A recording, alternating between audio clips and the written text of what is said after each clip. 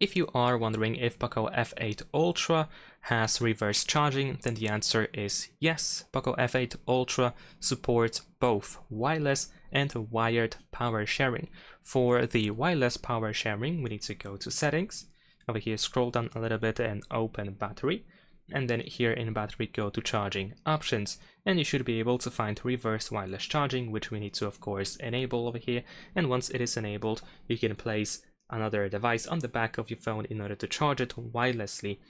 And of course, we need to have more battery than the charging limit that is set up over here, so you have to keep that in mind.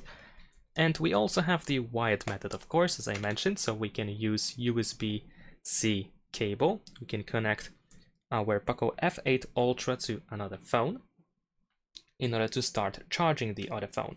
However, there is a chance that we will start charging we will start charging our phone instead, just like I did with this one. So let me actually try to do that. And okay, so unfortunately it didn't work, so maybe I need to flip these cables around to make it work.